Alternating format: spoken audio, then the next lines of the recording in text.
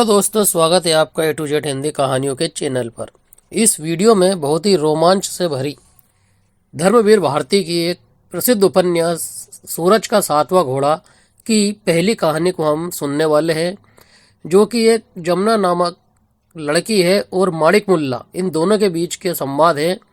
माणिक मुल्ला अपने दोस्तों को ये कहानी सुनाते हैं। तो चलिए शुरुआत करते हैं। जब हम लोग लू के डर से कमरा चारों ओर से बंद करके सिर के नीचे भीगी तौलिया रखे चुपचाप लेटे थे, प्रकाश और ओमकार ताश के पत्ते बांट रहे थे और मैं अपनी आदत के मुताबिक कोई किताब पढ़ने की कोशिश कर रहा था। माणिक ने मेरी किताब छीनकर फेंक दी और बुर्जगाना लहजे में कहा, यह लड़का बिल्कुल निकम्मा निकलेगा।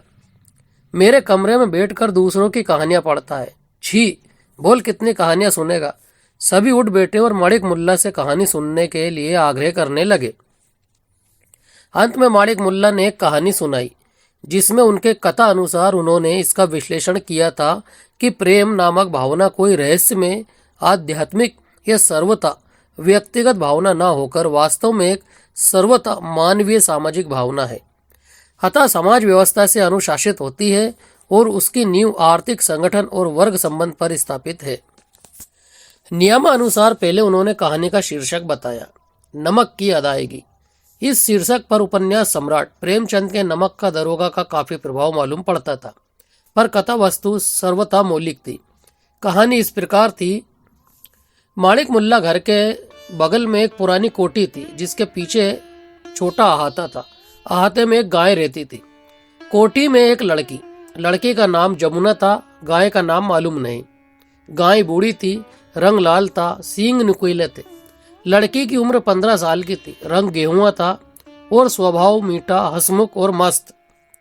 माणिक, जिनकी उम्र सिर्फ 10 बरस की थी, उसे जमुनिया कहकर भागा करते थे और वह बड़ी होने के नाते जब कभी माणिक को पकड़ पाती तो उनके दोनों कानों को उमेटती, मौके बे मौके चुटकी काटकर इनका सारा बदन लाल कर देती। माणिक मुल्ला निस्तार की कोई राह न पाकर चीखते थे, माफी मांगते थे और भाग जाते थे। लेकिन जमुना के 2 काम माणिक मुल्ला के सुपुर्द थे। इलाहाबाद से निकलने वाली जितनी सस्ते किस्म की प्रेम कहानियों की पत्रिकाएं होती थी, वे जमुना उन्हीं से मंगवाती थी। और शहर के किसी भी सिनेमा घर में अगर नई तस्वीर आई तो उसकी गाने की किताब भी माणिक को खरीद के लानी पड़ती थी। इस तरह जमुना का घरेलू पुस्तकालय दिनों दिन बढ़ता जा रहा था। समय बीतते कितनी देर लगती है। कहानियां पढ़ते पढ़ते और सिनेमा के गीत याद करते करते जमुना 20 बरस की हो गई और माणिक 15 बरस के। और भगवान की माया देखो कि जमुना का ब्याह ही कहीं तय नहीं हुआ। वैसे बात चली, पास ही रहने वाले महेश्वर दलाल के लड़के तन्ना के बारे में सारा मोहल्ला कहा करता था कि जमुना का ब्याह इसी से होगा, क्योंकि तन्ना और जमुना में बहुत पटती थी। तन्ना जमुना की बिरादरी का भी था, हालांकि कुछ नीचे गोद का था। और सबसे बड़ी बात यह थी कि महेश्वर दलाल से सारा मोहल्ला डरता था। महेश्वर बहुत ही झगड़ालू, घमंडी और लंपट था। तन्ना उतना ही सीधा, विनम्र और सच्चरित्र, और सारा मोहल्ला उसकी तारीफ करता था। लेकिन जैसा पहले कहा जा चुका है कि तन्ना थोड़े नीचे गोद का था और जमुना का खानदान सारी बिरादरी में खरे और ऊंचे होने के लिए प्रख्यात था। अतः जमुना की माँ की राय नहीं पड़ी। चूंकि जमुना के पिता बैंक में साधारण क्लर्क मात्र थे और तनख्वाह से क्या आता जाता था। 30 त्योहार, मुंडन, देवकाज में हर साल जमा रकम खर्च करनी पड़ती थी।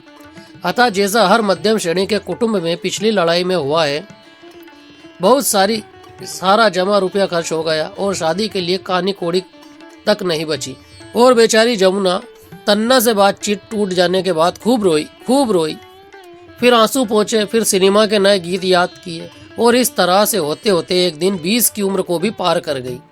और माणिक का यह हाल कि जो जमुना बढ़ती जाए त्यों का त्यों वो इधर उधर दुबली मोटी होती जाए। और ऐसी कि माणिक को भली भी लगे और बुरी भी। लेकिन एक उसकी बुरी आदत पड़ गई थी कि चाहे माणिक मुल्ला उसे चिढ़ाए या न चिढ़ाए, वह उन्हें कोने का अतरे में पाते ही इस तरह दबोचती थी कि माणिक मुल्ला का दम घुटने लगता था। और इसीलिए माणिक मुल्ला उसकी चाह से कतराते थे। लेकिन किस्मत की मार देखिए कि उसी समय मोहल्ले में धर्म की लहर चल पड़ी और तमाम औरतें जिनकी लड़कियां अनब्याही रह गई थी, जिनके पति हाथ से बेहाथ हुए जा रहे थे, जिनके लड़के लड़ाई में चले गए थे, जिनके देवर बिक गए थे, जिन पर कर्ज हो गया था, सभी ने भगवान की शरण ली और कीर्तन शुरू हो गए और कंटियां ली जाने लगी। माणिक की भाभी ने भी हनुमान चौतार वाले ब्रह्मचारी से कंटी ली और नियम से दोनों वक्त भोग लगाने लगी और सुबह शाम पहली टिक्की गौ माता के नाम सेकने लगी। घर में गौ थी नहीं, अतः कोटी की बूढ़ी गाय को वह टिक्की दोनों वक्त खिलाई जाती थी। दोपहर को तो माणिक स्कूल चले जाते थे। दिन का वक्त रहता था, अतः भाभी कुछ चादर ओढ़कर गाय को रोटी खिलाती थी, पर रात को माणिक मुल्ला को ही जाना पड़ता था। गाय के अहाते के पास जाते हुए माणिक मुल्ला की रूह कांपती थी। जमुना का कान खींचना उन्हें अच्छा नहीं लगता था और अच्छा भी लगता था, अतः डर के मारे राम का नाम लेते हुए खुशी खुशी वे गैया के अहाते की ओर जाया करते थे। एक दिन ऐसा हुआ कि माणिक मुल्ला के यहाँ मेहमान आए और खाने पीने में ज्यादा रात बीत गई। माणिक सो गए तो उनकी भाभी ने उन्हें जगाकर टिक्की दी और कहा, गैया को दे आओ। माणिक ने काफी बहानेबाजी की, लेकिन उनकी एक न चली। अंत में आंख मलते मलते अहाते के पास पहुंचे तो क्या देखते हैं कि गाय के पास भूसे वाली कोठरी के दरवाजे पर कोई छाया बिल्कुल कफन जैसे सफेद कपड़े पहने खड़ी है।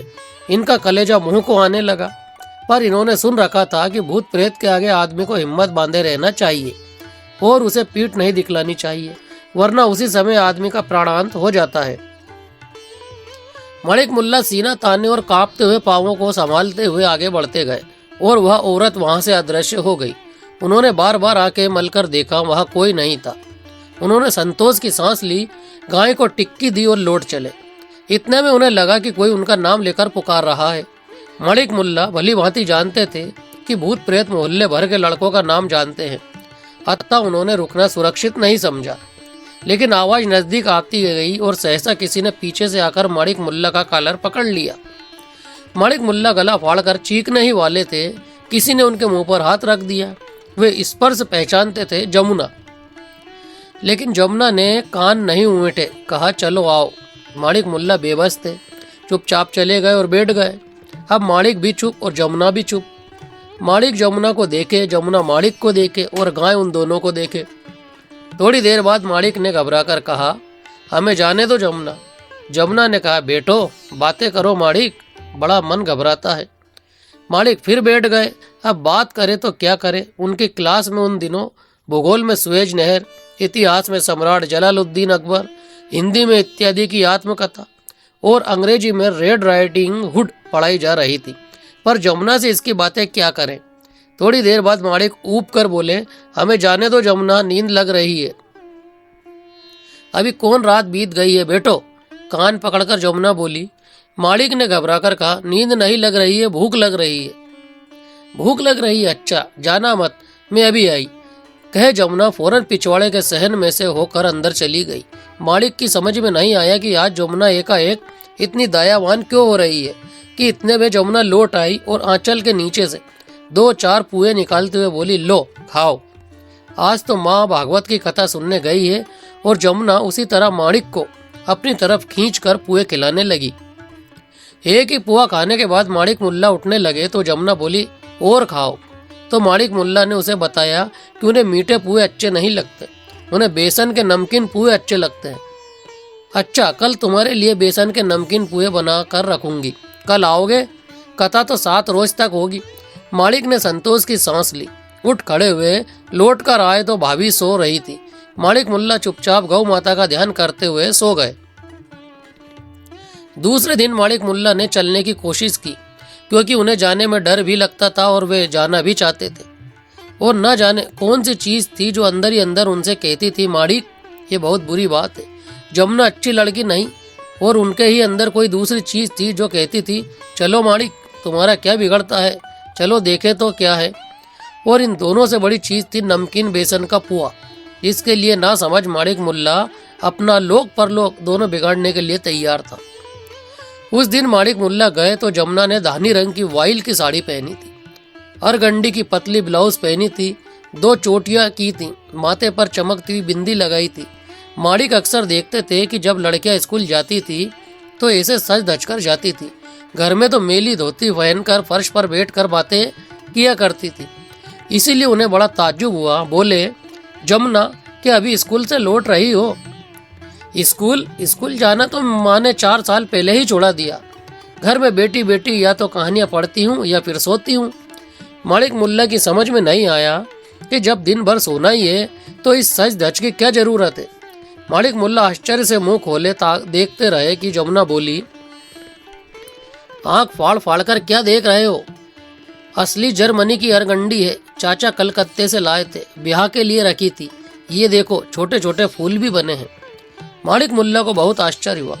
उस अरगंडी को छूकर जो कलकत्ते से आई थी असली जर्मनी की थी और जिस पर छोटे छोटे फूल बने थे।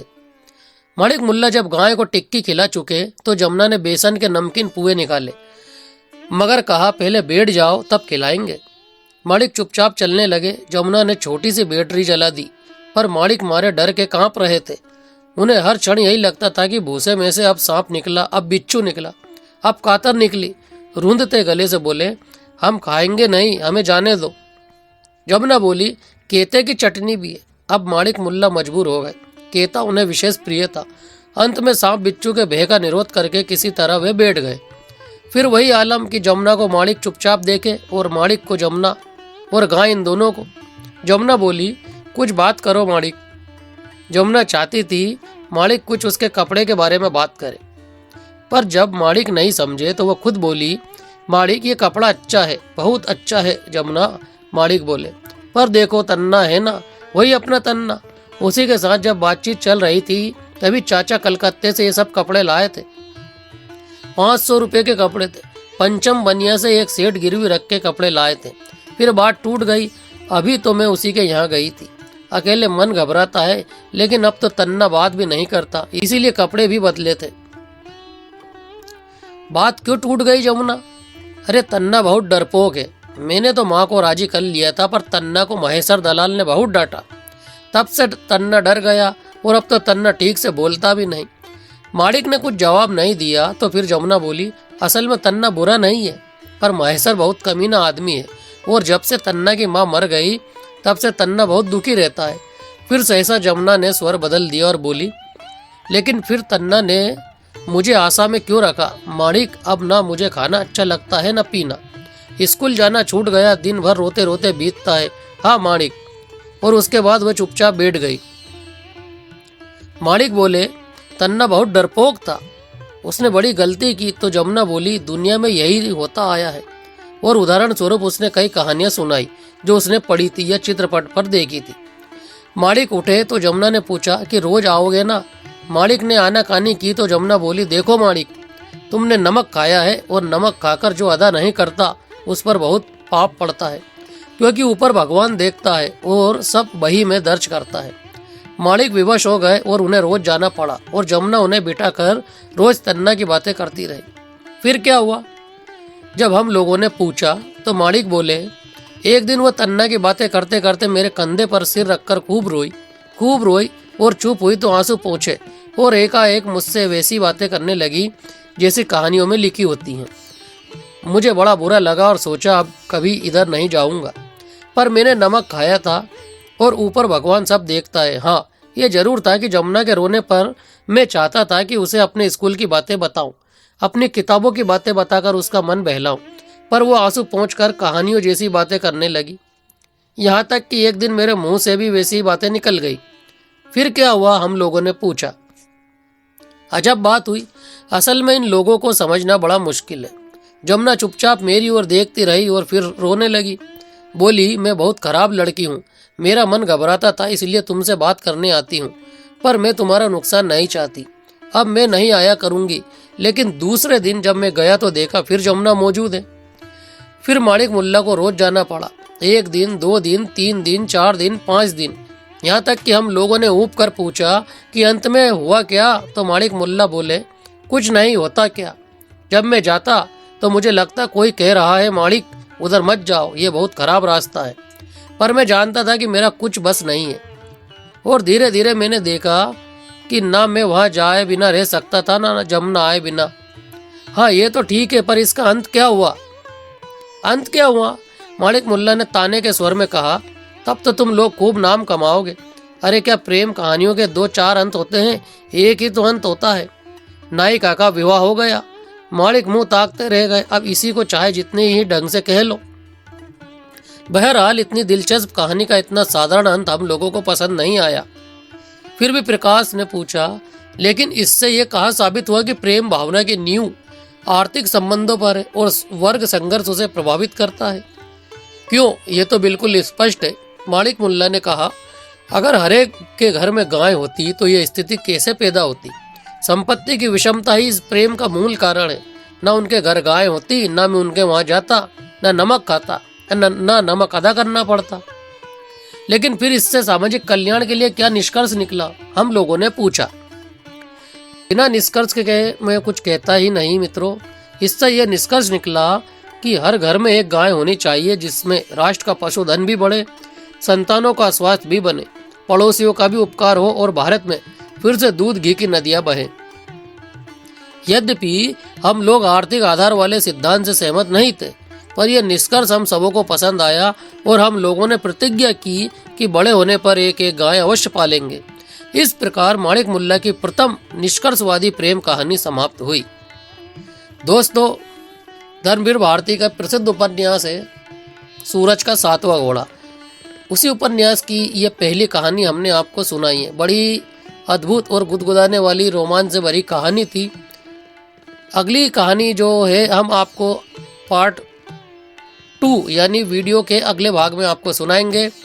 यदि ये कहानी आपको पसंद आए तो इसे लाइक ज़रूर कीजिए और अपने मित्रों में शेयर कीजिए, ताकि हमें मोटिवेशन मिलता रहे। और हमारे चैनल को आगे बढ़ाने के लिए कृपया आपसे रिक्वेस्ट है कि चैनल को सब्सक्राइब जरूर कर लीजिए। धन्यवाद।